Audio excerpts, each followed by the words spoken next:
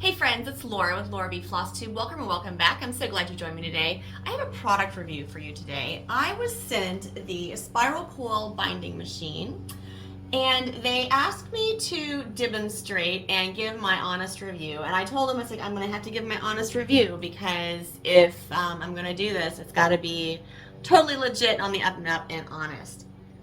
So this is what I'm going to do. We're going to make a cute little spiral bound notebook, and I'm going to walk you through how I've done it, and I'm going to tell you all of the pitfalls that I've had along the way, and I'm going to be honest in my review at the end with what I think of the Spiral Coil binding machine.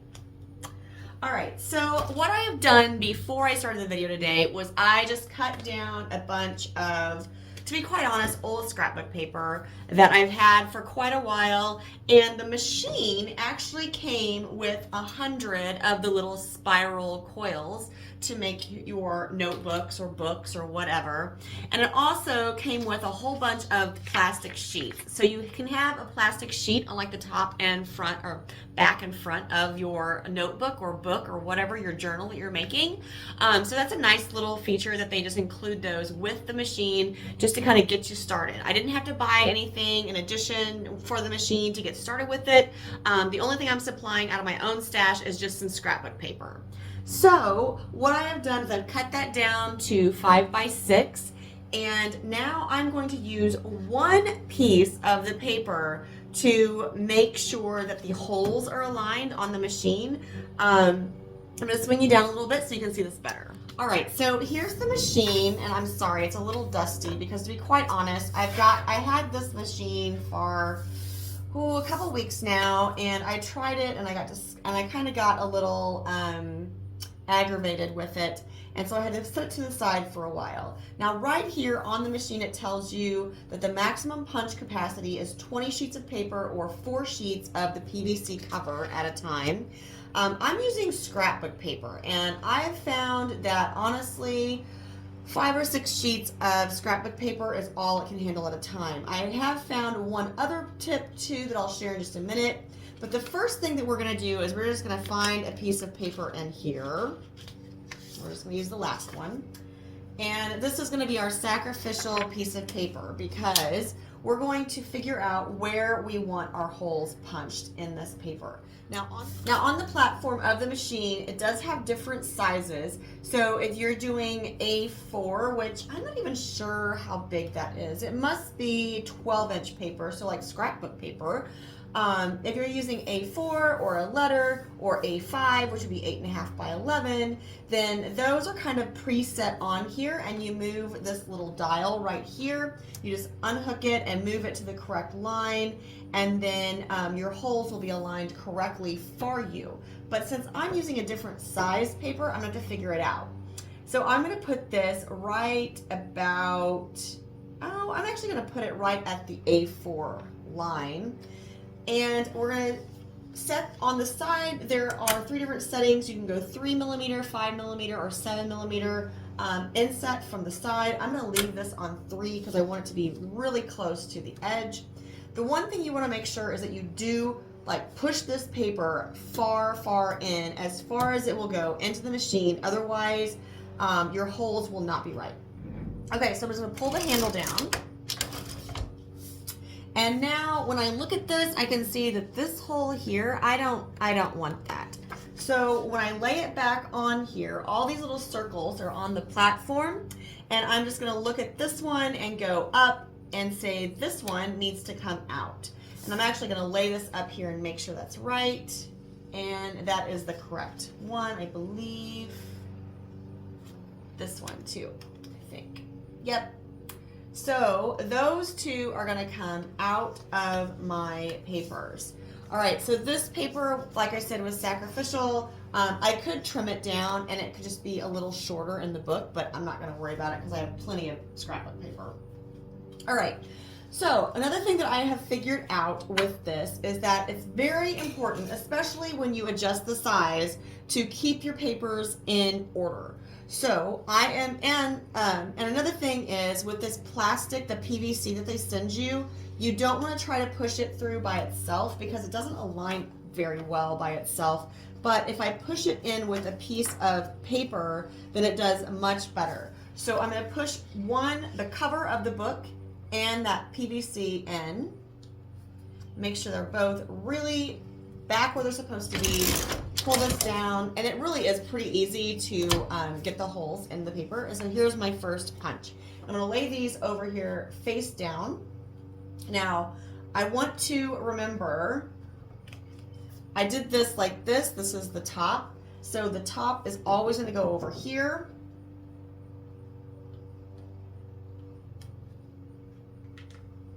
I'm going to take a few sheets of paper, push them all the way in, and I kind of snug them up there.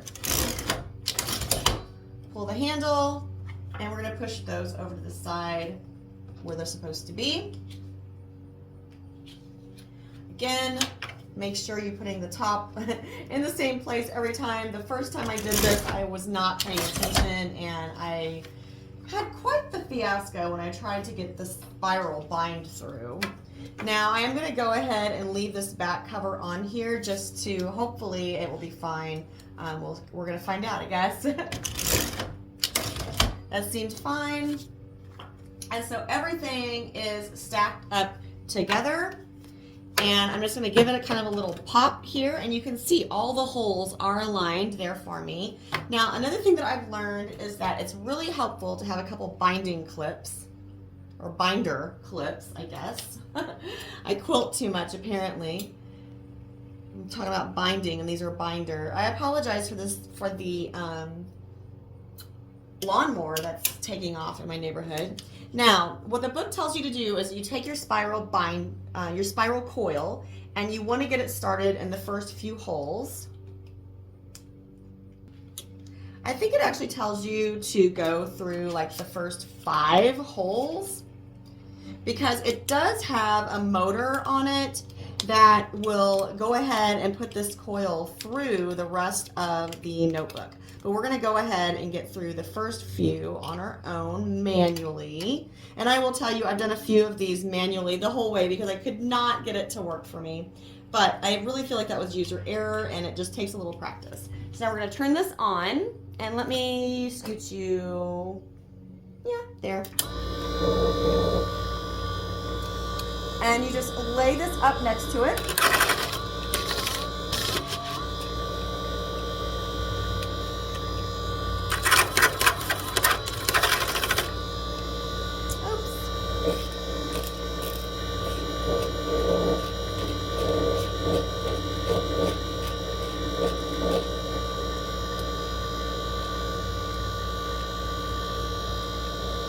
You're going to hold this really tight and hold it up next to it. All right, and I've also found that if you have the coil like at the back ready to go in that hole, that it works a little better.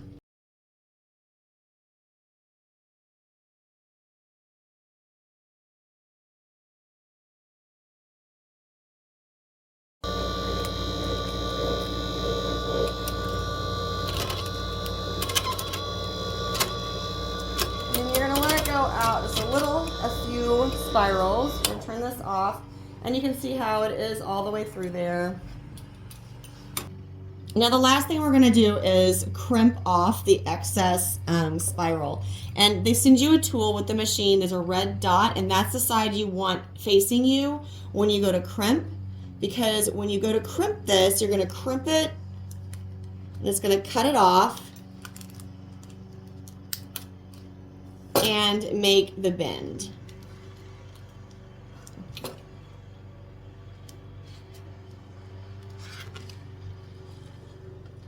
I didn't get that quite done right, but there's the bend.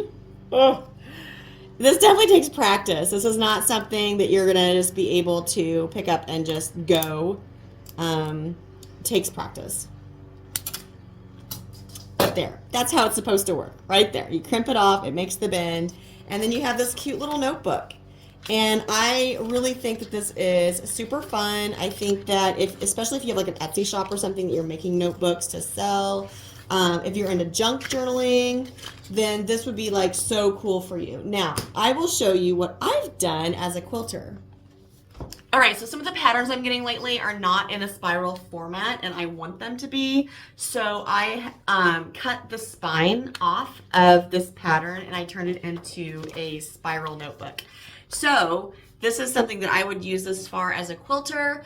Definitely take some practice. Definitely be patient with yourself and with the machine. It definitely has a lot of potential, but I think that there is a learning curve with it. I do have a code, and I'm going to put that in the description box down below. I have an Amazon affiliate link that you can take, and I have a coupon code to save on the purchase of the machine and all the stuff that comes with it. Just put that coupon code in during checkout, and you'll be able to save some money on the machine. So this was not a perfect product review. Okay, so this is what I'm going to say. This is definitely a learning curve. This is not something that right out of the box you're going to be able to cut paper and punch it and zoom, you have notebooks or junk journals or bound quilt book patterns or whatever. You're not going to probably master this in an afternoon.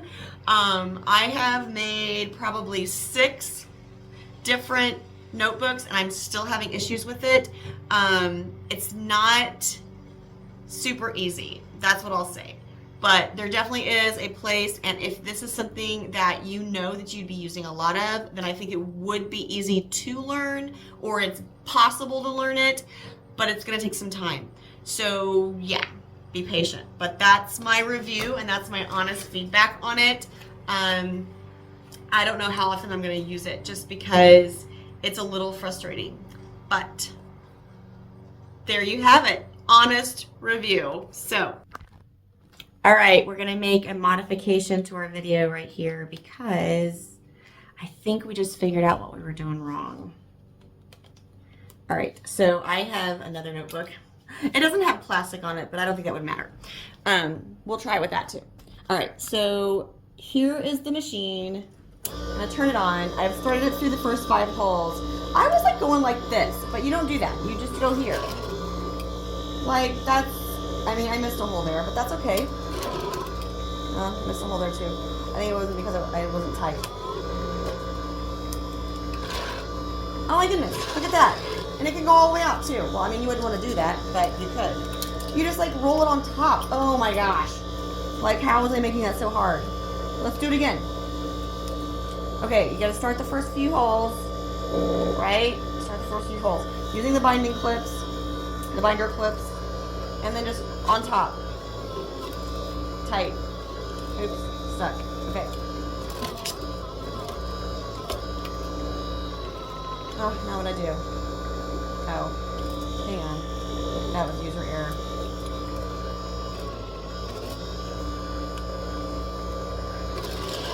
Woohoo! Look at that. Okay, so let's do that again. All right. Okay, so I have another book. I have another book cut out. Oh, this could be interesting now. All right, we may not be, okay, we may have a different opinion. Hang on. I love it when things work. Okay, so here's my cover and my first few pages. Pushing them in. That feels weird, but okay. Pulling that down. Putting that over here. The top. This hole puncher really is nice, just by the way. It is, you know, it's a pretty nice hole puncher. Let's see here. Let's do this. Okay. All right, so all of those are punched. Are you recording? Yes. Okay, good. Oh, can you tell I'm excited? Oh my gosh. I can't believe it. I may have figured this out. There's a will and there's a way, right? Okay, I'm getting my binding clips. Whoops, hang on. I'm getting ahead of myself. Don't get so fast, Laura. Uh-oh, I think I may have turned somebody wrong. Oh, I did, yeah. Okay. So those are the guys, they're not going to be in the book. They're not in the book. They got kicked out. I did those wrong.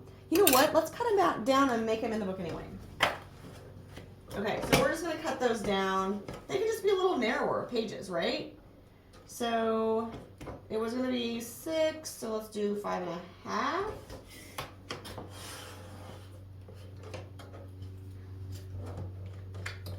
Let's punch those. All right. Okay. So, and we'll just, let's see. We'll stick those in here. And I'm going to go pop, pop like this. Even though those are shorter, they're still going to go in there and the holes will line up, so it's fine. Okay, we're getting excited. Woohoo! We're going to put a binding clip on both ends just because we have so many pages here to hold together.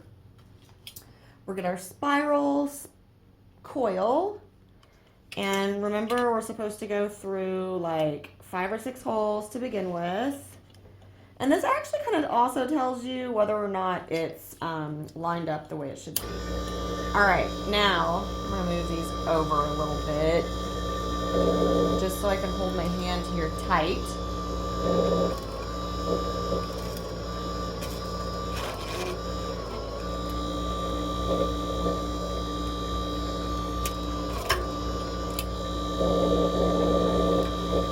So obviously I'm still not a pro,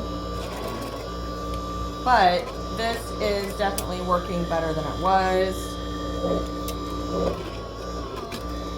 Whoops.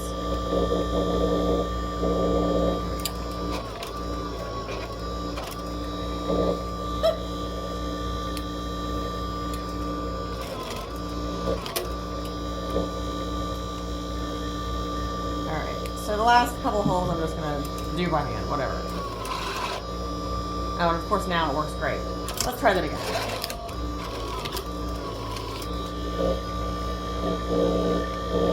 I think part of it for me is just getting over the fear of the machine. Like, I don't know why, but I'm afraid that little spinny thing up top is gonna like take off a knuckle or something. I don't think that that's actually gonna happen, but that's what my fear is. Look at that. That's the way it's supposed to work. Oops. And it does say, like, if your book is bigger than the spiral, to, like, move it. So, hey, that works. Hey, cool. All right. So now let's try the little crimpy thing again. Oh, my goodness. This is an honest review if you've ever seen one, right? Okay. So we're going to go to the back here, and can you see? Come here. Okay, we're going to the back here. The red dot is towards me. I'm gonna pull that a little bit, and then that did not crimp. Well, let's move it down a little bit. That's why you do that. The red dot's towards me. Wait, maybe I'm supposed to go this way. I'm supposed to go this way. Whoops. The red dot's towards me, and crimp. Oh yeah, there we go. And on this side, well, that one, that's a problem. Oh, there we go. It crimped. All right, so let's try that again. And like I said, this is going to take some practice, I think.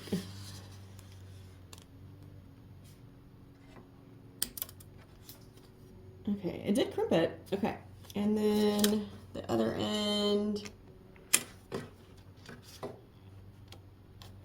That way towards the book.